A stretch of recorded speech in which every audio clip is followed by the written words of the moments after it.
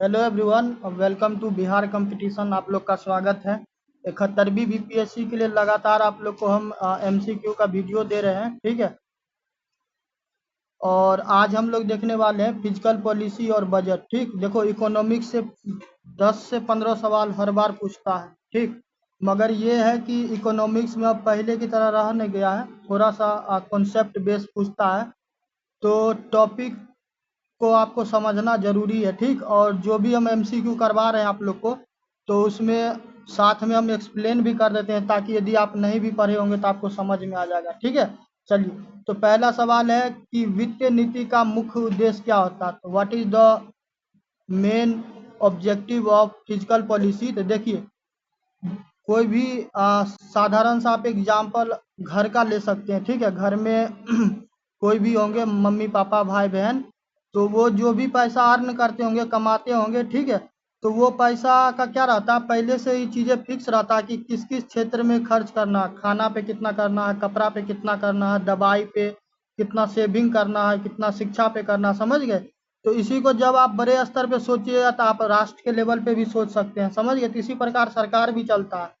तो इसमें ऑप्शन में दिया हुआ है ए में कि कीमतों को स्थिर करना। तो देखो, एक्चुअली रियल में तो गवर्नमेंट परिवार तो रहता है ना, मगर उस परिवार के लिए जरूर रहता है, ठीक है। तो यहाँ पे देखो, कीमतों को स्थिर करने के लिए तो किया जाता है। इसके अलावा पूंजी निर्माण, तो घर में भी देखते होंगे कोई कोई चीज़ खरीद के लाया जाता रहता है, ठीक है। जैसे कि फ्रिज हो गया, एसी, टीवी और भी कुछ, शिक्षा के लिए किताब। तो गवर्नमेंट के द्वारा क्या किया जाता है, जो पीएसयू वगैरह आता है, या फिर रेलवे है, या फिर बहुत सारा चीज़ है, ऊर्जा है, वहाँ पे पैसा इन्वेस्टमेंट किया जाता है, ताकि क्या हो कि वहाँ से कुछ ना कुछ क्या हो सके, संपत्ति बन सके और साथ में व्यापार भी हो सके, ठीक है। उसके अलावा है आर्थिक विकास को गति देना, ठीक है। और नेक्स्ट है डी, उपरोक्त सभी। तो देखिए, इसका सही आंसर आपको क्या हो जाएगा, डी। ये सारा का सारा काम किया जाता है गवर्नमेंट के द्वारा, जो भी कर लिया जाता है एज ए टैक्स, ठीक है। टैक्स भी आप जानते हैं कि एक डायरेक्ट टैक्स होता है, इनडायरेक्ट टैक्स होता है। जब आप लोग जीएसटी पढ़िएगा या फिर जीएसटी टॉपिक में आएगा तो हम आपको पढ़ाएंगे कि उसमें क्या कहता है कि एक तो जो जितना भी आपको क्या है इनडायरेक्ट टैक्स है, वो सारा का सारा क्या किया गया, जीएसटी में इंक्लूड करवा दिया गया था, ठीक है। ताकि क्या हो कि बार बार एक ही चीज पे अलग अलग कर वसूलने की आवश्यकता नहीं पड़े, ठीक है। तो एक आपको सही ऑप्शन क्या हो जाएगा, डी हो जाएगा, ठीक। चलिए, नेक्स्ट आते हैं कि निम्न में से कौन सा वित्तीय उपकरण नहीं है। तो देखिए, वित्तीय उपकरण को नहीं है। देखिए, इससे आगे हम बढ़े उससे पहले एक चीज आप लोग को बताना चाहते हैं कि कई बार छात्रों को ये लगता रहता है कि हम बार बार बोलते रहते हैं कि वीडियो को लाइक कीजिए, सब्सक्राइब कीजिए, ठीक है। तो उसके पीछे मोटो एक ही रहता है कि जब आप चैनल को यदि सब्सक्राइब करते हैं तो वो भीड़ जो है ना, तो भीड़ दिखाता है कि लोग क्या करते हैं, ट्रस्ट करते हैं, ठीक। दूसरा चीज, जब वीडियो पे व्यूज आता है तो यूट्यूब जो है, यूट्यूब ऑटोमेटिक क्या करता है, उस वीडियो को प्रमोट करता है, ठीक है। कल 2-3 छात्राएं थी, ठीक है। तो यूट्यूब पे वो लोग शॉर्ट्स बनाती है, पढ़ाई भी करती है, तो वो हमको मैसेज की कि सर आपका कंटेंट सही लगता है, इस वजह से आपका परमिशन चाहिए कि आपके वीडियो का क्या हो कि कोई वीडियो का शॉर्ट्स लेके हम उसको प्रमोट करना चाहते हैं, ठीक। तो देखो, कंटेंट कहीं ना कहीं सही रहता है तभी छात्र क्या होता है कि मैसेज करता है, यदि नहीं रहेगा तो फिर तो कोई बात ही नहीं। हर जगह इस टॉपिक से जुड़ा हुआ बहुत सारा आपको वीडियो मिल जाएगा, बहुत जगह मिल जाएगा, ठीक। तो जो हम बार बार बोलते हैं, जो भी व्यक्ति हो, चाहे कोई भी हो, हम हैं या कोई और हो, जो भी व्यक्ति जेन्यून आदमी है, ठीक है, जो वास्तव में आपका भलाई चाहता है और यूट्यूब पे सिर्फ व्यूज के लिए या कोर्स बेचने के लिए नहीं आता है, तो उस आदमी से आप जुड़िए, वो आपको निश्चित रूप से आपका भला करेगा, ठीक है। बाकी हम कल एक चीज बताते हैं आपको, जो यूपी का जो पीएससी एग्जाम होता है, पब्लिक सर्विस कमीशन, तो उस पर हम सोच रहे थे वीडियो बनाए, तो उस पर हम बहुत सारा वीडियो सर्च किए, तो हर वीडियो में हमको एक ही चीज नजर आया कि 2 से 3 लाइन बताता है, उसके बाद फिर आपको वही मिलेगा 599 में, 2000 में, 5000 में कोर्स खरीदना, ठीक है। तो यूट्यूब पे आप टाइम देते हैं तो आपका टाइम प्रॉपर देखे तो आपका टाइम सिर्फ बर्बाद होता है, बदले में आपको कुछ मिलता नहीं। और यूट्यूब पे वही पढ़ाया जाता है जो देखने में छात्रों को क्या हो, मजा आया, बदले में आपको कुछ भी एग्जाम ओरिएंटेड आपको बेनिफिट नहीं होने वाला, ठीक। तो जिस भी व्यक्ति से जुड़िए, जिसका भी डाटा कंज्यूम कीजिए कीजिए, मगर उस व्यक्ति का कीजिए जो वास्तव में आपका भलाई चाहता है, और क्या, वो आपको सिलेक्शन तक ले जाएगा, ठीक। चलिए, नेक्स्ट सवाल है कि निम्न में से कौन सा वित्तीय नीति का उपकरण नहीं है। तो देखो, जब भी वित्तीय नीतिकरण का बात करेगा तो इसमें कराधान का बात करेगा तो भाई टैक्सेशन लगेगा, टैक्स लेगा तभी तो गवर्नमेंट रन करेगा। इतना सारा जो ब्यूरोक्रेट्स है, ठीक है, इतना सारा जो पदाधिकारी है, इतना सारा योजना है, सेना है, पुलिस है, ठीक है, आर्मी है, डीएम है, कलेक्टर है, जितना भी देख रहे हैं, स्कूल शिक्षा में आपको शिक्षक है, जो भी विभाग देख लीजिए, तो वो जो जॉब करता है तो क्या होता है कि सबको क्या किया जाता है, सबको कुछ न कुछ सैलरी दिया जाता है, ठीक है। तो सैलरी कहाँ से आएगा, जब तक कर नहीं रहेगा, पैसा नहीं रहेगा तो फिर पेमेंट कहाँ से करेंगे, ठीक। नेक्स्ट आता है सार्वजनिक व्यय। तो सार्वजनिक व्यय तो होगा, अब कोई काम कर रहा तो बदले में उसको कुछ न कुछ तो देना पड़ेगा, कोई दान पुण्य के लिए है तो नहीं बैठा हुआ, उसका भी तो घर परिवार है, ठीक है। तो बी भी होगा। उसके अलावा मुद्रास्फीति, तो देखो मुद्रास्फीति वित्तीय नीतिकरण उपकरण में नहीं आता है, ठीक है, इसमें ये नहीं आता, ठीक। लास्ट का है उधारी। तो गवर्नमेंट को कई बार क्या होता है, जो बजट बनाता है, तो बजट बनाता है कई बार पैसे की कमी पड़ जाता है, ठीक है, कर कम हो जाता है, व्यय ज्यादा करना रहता है क्योंकि योजनाएं रहती है। तो उसके लिए गवर्नमेंट क्या करता है, बोरो भी करता है, ठीक है। थोड़ा सा ठहर जाए, थोड़ा सा। हम्म। तो इसमें फाइनल आंसर आपको क्या हो जाएगा, फाइनल आंसर आपको हो जाएगा सी, मुद्रास्फीति आपको वित्तीय नीति उपकरण का पार्ट नहीं है, ठीक है। चलिए नेक्स्ट आते हैं कि भारत में बजट किस अनुच्छेद के अंतर्गत प्रस्तुत किया जाता है। तो जब आप इंडियन कॉन्स्टिट्यूशन पढ़िएगा, और यदि नहीं पढ़े हैं, पॉलिटी जिस छात्र को पढ़ना होगा, तो देखो दो विषय मेरा है, उस पर मेरा अच्छा खासा कमांड है। एक तो जो हिस्ट्री वाला सेक्शन है, ठीक है, क्योंकि हम आ, खुद इतिहास के छात्र रह चुके हैं, ग्रेजुएशन भी मेरा हिस्ट्री से हुई हुआ। सिविल सर्विस का जब पेपर दे रहे थे तो उसमें मेरा ऑप्शनल में भी हिस्ट्री ही था, ठीक है। और हिस्ट्री हम शुरू से पढ़ते भी आ रहे हैं, ठीक। मेरे चैनल पे भी आपको हिस्ट्री का सबसे ज़्यादा वीडियो मिलेगा। तो एक तो हिस्ट्री हो गया, दूसरा पॉलिटी। पॉलिटी क्या है कि पॉलिटी यदि आपको समझ में आता है, ठीक है, पॉलिटी यदि आपको समझ में आता है तो पॉलिटी सबसे आसान चीज़ है, ठीक। तो ये दोनों विषय पे मेरा कमांड भी है, और इससे जुड़ा हुआ कोई चीज़ आता है तो हम बताते ही। बाकी सिविल सर्विस में आपको पता है कि 34 से 35 विषय को क्या करना पड़ता है, पढ़ना पड़ता था।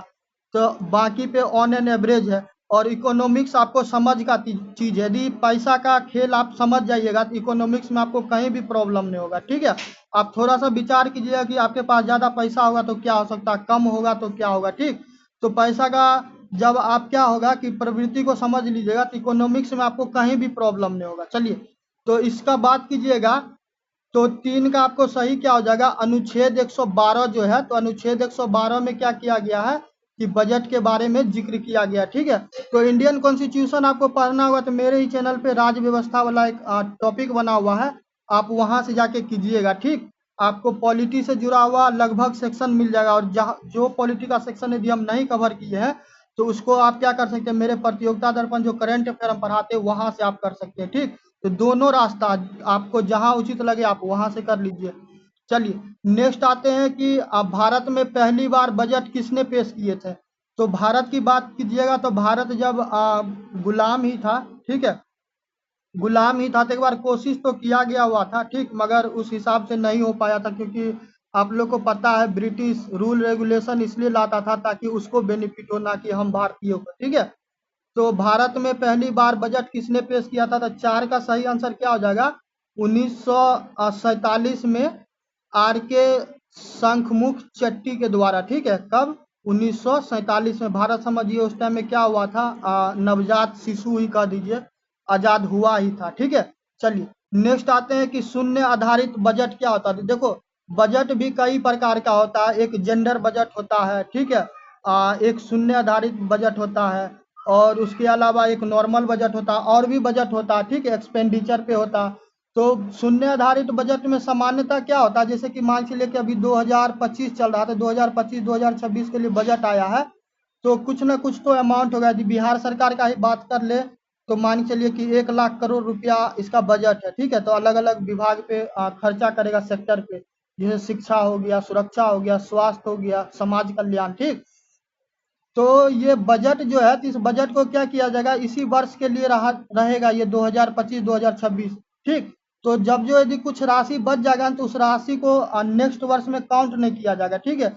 यदि काउंट कीजिएगा तो फिर क्या होता है, उसमें बैकलॉग हो जाता है, कई बार ऑडिट करने में भी प्रॉब्लम होता है। तो उससे अच्छा है कि आप उस पैसा को क्या कीजिए, अलग ही रखिए, नया बजट बनाइए, फिर उसमें आपको ऐड करना होगा तो आप अलग से उसको कर दीजिएगा, मगर इसको क्या कीजिए, सामान्य करवा दीजिए, जीरो करवा दीजिए। ठीक, तो 5 का बात कीजिएगा तो शून्य आधारित बजट में हर खर्चा की शुरुआत कहाँ से किया जाता है, शून्य से किया जाता है। ठीक है, हम ये मान के चलते हैं या गवर्नमेंट ये मान के चलता है कि कोई भी जो हम कार्य कर रहे हैं तो उसमें अभी एक भी रुपया नहीं लगा, हम जीरो स्तर से क्या कर रहे हैं, शुरुआत करें। तो बजट में करों को शून्य करना। ठीक है, आप 5 का नहीं 5 का यहाँ पे बी हो जाएगा, प्रत्येक योजना को नए सिरे से करना, हम बजट कर दिए। ठीक है, तो कोई भी योजना चालू कीजिए तो क्या कीजिएगा, आप ₹0 मान के चलिएगा, आप क्या कीजिए, आप शुरू से शुरू कीजिएगा। ठीक, तब आपको एक्चुअली पता चल पाएगा कि आप कितना पैसा इन्वेस्टमेंट किए हैं और बदले में क्या हुआ, कि बदले में आपको रिजल्ट कितना मिला। ठीक, चलिए नेक्स्ट आते हैं। उससे पहले देख ही लो थोड़ा, देखते हैं यदि है तो, टाइप्स ऑफ बजट। तो देखो बजट में बोले तो वही या तो कैपिटल पे होगा। ठीक है, या तो कैपिटल पे होगा, कैपिटल मुद्रा समझ लिए, सीधा धन समझ लिए, या संपत्ति। ठीक, इसके अलावा उसमें फ्लेक्सिबिलिटी रहता है। ठीक, और भी बहुत सारा चीज रहता है, तो जीरो बजटिंग रहता है, जेंडर बजटिंग रहता है। तो आवश्यकता पड़ने पे क्या होता है, गवर्नमेंट उस हिसाब से बजट लाता रहता है। ठीक, चलिए नेक्स्ट आते हैं कि राजकोषीय घाटा की गणना कौन से कारक से होते हैं। तो देखो राजकोषीय घाटा की बात करेगा तो राजकोषीय घाटा को साधारण सा शब्द में समझो कि मान चलो कि 10,000 रुपया क्या है, कि इनकम है मेरा। ठीक है, एक उदाहरण के लिए कहते हैं वैसे। ठीक, नेक्स्ट आइए कि खर्चा का बात कीजिए तो एक महीना में मान चलिए कि हमको 15,000 रुपया खर्चा होता है, तो 5,000 रुपया यहाँ पे देखिए हम तो ऑलरेडी माइनस में चल रहे हैं, या तो कर्जा लिए होंगे या फिर क्या किए होंगे, उधारी पे काम चल रहा हो। तो नेक्स्ट सैलरी आएगा तो उसमें क्या होगा कि 5,000 रुपया तो मेरा ऐसे ही डिडक्ट हो जाएगा। समझ गए। तो जब भी गवर्नमेंट का क्या होता है, आमदनी कम होता, खर्चा ज्यादा करता, तो वहां पे स्वाभाविक है कि डेफिसिएट होगा, घाटा होगा।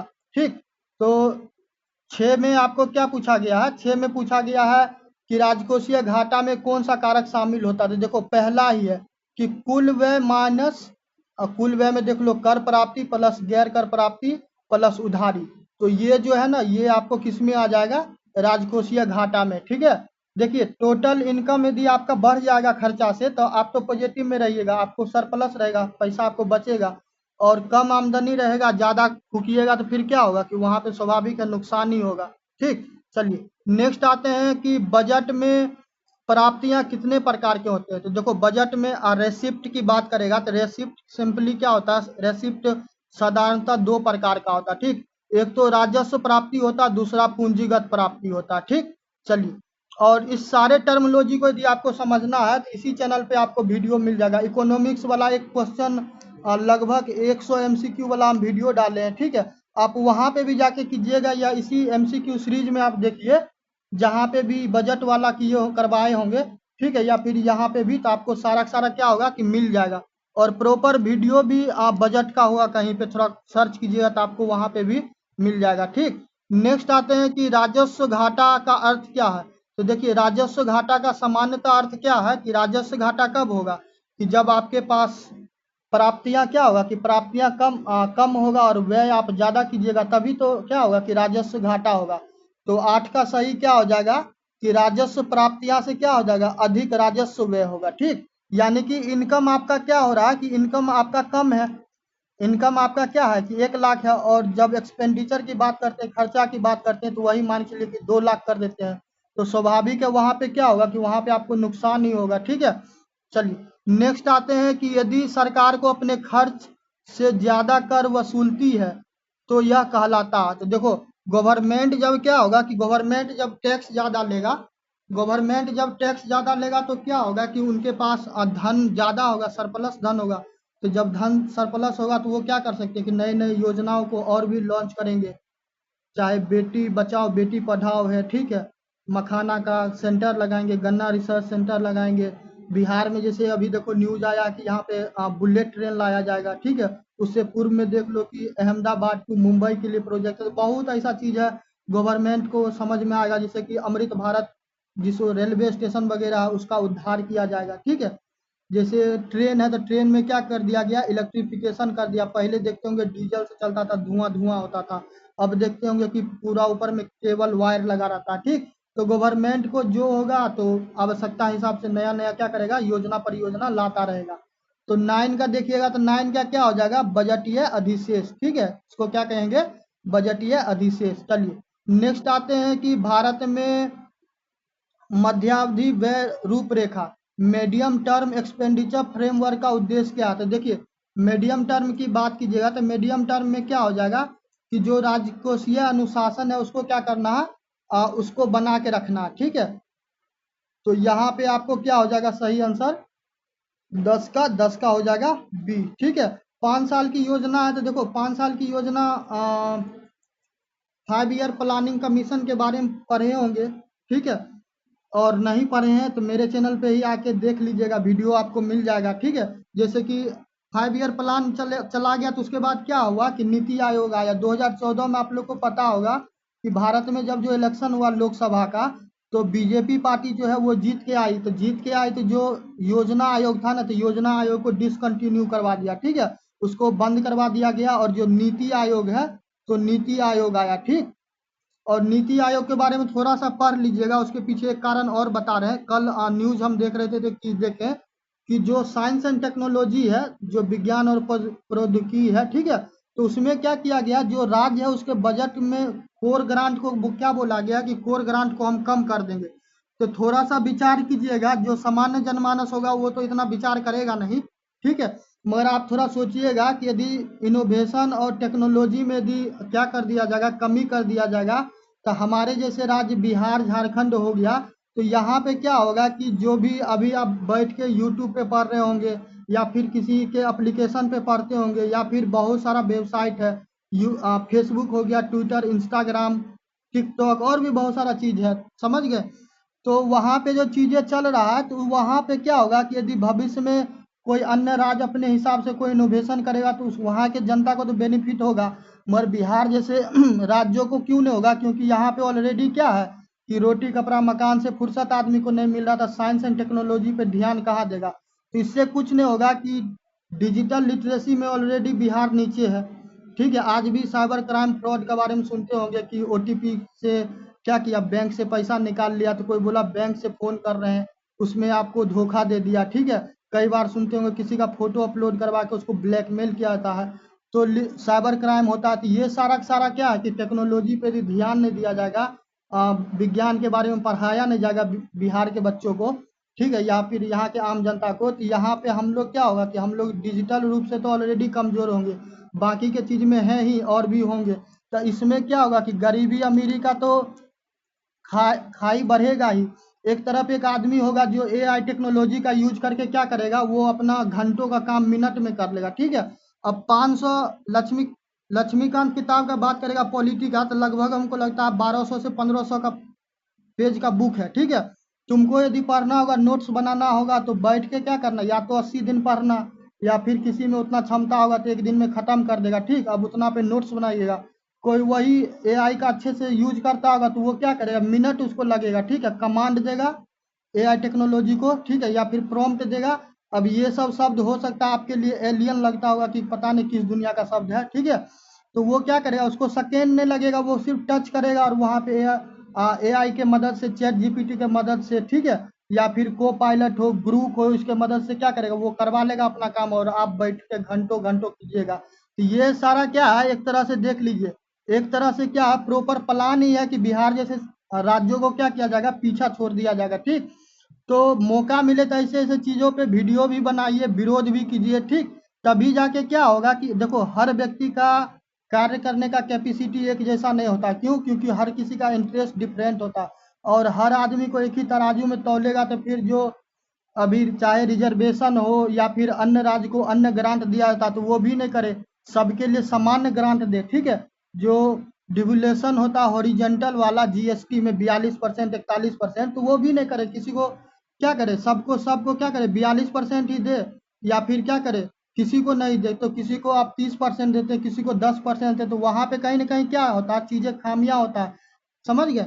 चलिए तो नेक्स्ट आते हैं कि 11 देखो इतना इसलिए बोलते हैं कि यदि कभी मेंस का आंसर लिखना होगा ना, तो गवर्नमेंट का इस चीज़ पे क्रिटिसाइज करना, दम भर करना, कोई इसमें किसी प्रकार का कोई गलती नहीं है, ठीक है। इसलिए क्योंकि आप क्या करते हैं, यदि विकास का बात कीजिएगा तो देखिए भारत में तो 28 राज्य है, लगभग 8 से 9 केंद्र शासित प्रदेश है।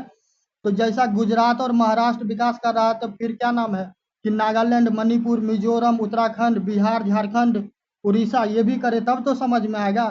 क्योंकि उसका क्या है कि भौगोलिक क्षेत्र अलग है, तो सबका क्या कैपेसिटी अलग अलग है।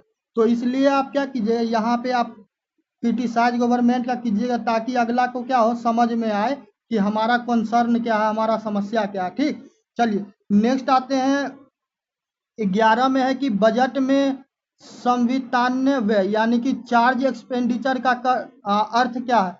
तो 11 का क्या हो जाएगा, 11 का हो जाएगा संसद में चर्चा होती है पर वोटिंग नहीं होती है, ठीक है। तो 11 का क्या हो जाएगा, सी हो जाएगा, ठीक। चलिए नेक्स्ट आते हैं कि किस वर्ष भारत में वस्तु एवं सेवा कर लागू हुआ। तो देखो जीएसटी का बात करेगा, तो जीएसटी पहले भी चर्चा किया गया हुआ था, जब कांग्रेस जो यूपीए कहते हैं, तो उसका गवर्नमेंट था। मगर उस टाइम में जो बीजेपी लेड पार्टी है अभी, तो उनके द्वारा विरोध किया गया था। मगर जब फिर बीजेपी सत्ता में आता है, तो फिर उसके द्वारा क्या किया जाता है, इसको लाया जाता है, ठीक है। 12 का क्या हो जाएगा, 12 का हो जाएगा सी। 2017 में क्या होता है कि 2017 में आपको 1 जुलाई को जीएसटी लागू किया था। और ये इसमें क्या रहता है, इसमें इनडायरेक्ट टैक्सेज है, जैसे कि इसमें स्टेट टैक्स है, इंटर स्टेट टैक्स है और सेंटर टैक्स है। तो जो भी इसमें टैक्स है वो सारे को क्या कीजिएगा, जीएसटी में इंक्लूड करवा दिया था। आपको क्या किया जाए, एक बार आपको सिर्फ जीएसटी देना है, ठीक। चलिए नेक्स्ट आते हैं कि भारत में जीएसटी परिषद का अध्यक्ष कौन होता है। तो देखो जीएसटी परिषद का अध्यक्ष का बात करेगा, देखो धन दौलत से जुड़ा हुआ मामला है, तो स्वाभाविक है उसी टाइप का क्या होगा कि मंत्री भी होना चाहिए। तो इसमें क्या हो जाएगा, 13 का हो जाएगा जो वित्त मंत्री होगा, ठीक है। अभी वर्तमान में कौन है, निर्मला सीतारमन जी, ठीक है। तो वो होंगी, ठीक। चलिए और निर्मला सीतारमन जी से एक चीज याद रखिएगा। देखिए जब जो बजट आया हुआ था ना, तो बजट आया हुआ था तो उनके द्वारा एक साड़ी पहना गया हुआ था, जो आपको मिथिलांचल है, मधुबनी वाला क्षेत्र, मधुबनी दरभंगा वाला जो नेपाल से सटा हुआ, तो वहाँ की एक मिथिला पेंटिंग करने वाली कलाकार है जिनका नाम है दुलारी देवी, ठीक है। तो दुलारी देवी के द्वारा क्या किया गया था, साड़ी उनको गिफ्ट किया गया था। और देखो जब मखाना चर्चा में था या फिर ये था, तो हम बोले हुए थे कि इस पे सवाल आएगा, और प्रीलिम्स में देखो सवाल आया, मेंस में सवाल आया, ठीक है। तो इस चीज को क्या करना, इस चीज को याद रखना, ठीक। चलो नेक्स्ट आते हैं कि निम्न में से कौन सा कर डायरेक्ट टैक्स है। तो देखिए डायरेक्ट टैक्स का बात कीजिए और इनडायरेक्ट टैक्स का बात कीजिए। देखो डायरेक्ट टैक्स का बात करेगा तो देखो एक तो जीएसटी डी में है, तो जीएसटी के बारे में अभी बोले कि ये इनडायरेक्ट टैक्स है, तो इसको काट दो, ठीक है। उसके बाद है एक्साइज ड्यूटी, कोई माल वगैरह क्रिएट करते हो, माल का इन द सेंस हो गया कोई भी प्रोडक्ट आप बनाते हैं, तो उस पर क्या होता है, उत्पादन कर आपको लगता है, तो वो भी नहीं होगा। उसके बाद आता है सीमा शुल्क, जो कस्टम वाले होते हैं, कस्टम वाले कर लेते हैं, तो ये भी नहीं आएगा, ठीक। तो लास्ट में कौन बच जाता है, आयकर, जो आपका डायरेक्ट इनकम होता है ना, चाहे जो भी धन राशि आप अर्न करते हैं, तो उस पर आपको आयकर लगता है, ठीक। तो क्या कीजिएगा, यहाँ पे हो जाएगा आयकर, ठीक। और आयकर से याद आया कि जब जो इस बार का बजट आया, तो बजट में भी आपको आयकर में छूट देने की बात की गई है। किसी दिन होगा तो आपको हम उस टैक्स स्लैब को एक्सप्लेन कर देंगे, ठीक। नेक्स्ट आते हैं भैट। भैट किस प्रकार का दर है, तो देखो पहले यही चलता था, वैल्यू एडेड टैक्स, ठीक है, मूल्य वर्धित कर चलता था। बाद में भैट को क्या कर दिया, सारा जो इनडायरेक्ट टैक्स था सारे को क्या किया गया, सारे को आपको जीएसटी में इंक्लूड करवा दिया गया, ठीक। तो 15 का क्या हो जाएगा, 15 का हो जाएगा अप्रत्यक्ष कर है, ये क्या है, अप्रत्यक्ष कर, ठीक है। नेक्स्ट आते हैं कि बजट 2024-2025। देखो एक चीज और याद रखना, खास करके बिहार में आप चाहे बीपीएससी का एग्जाम देते हैं, या फिर बिहार दरोगा का, बिहार पुलिस का, या फिर BSSC, CGL, BPSC, ASO, Bihar Vidhansabha, या फिर कोई भी, ठीक है। आप उसमें देखिएगा ना, सवाल जो पूछता रहता है डाटा खास करके इस प्रकार का, तो वो 1-2 वर्ष पीछे का पूछता है, ठीक। तो करंट का याद रहे ना रहे, आप पुराना वाला जरूर याद रखिए, क्योंकि ये 2024-25 का है, तो इसलिए आपके लिए क्या होता है, महत्वपूर्ण हो जाता है, ठीक। तो 16 का क्या हो जाएगा कि राजकोषीय घाटा जीडीपी का कितने प्रतिशत रखा गया।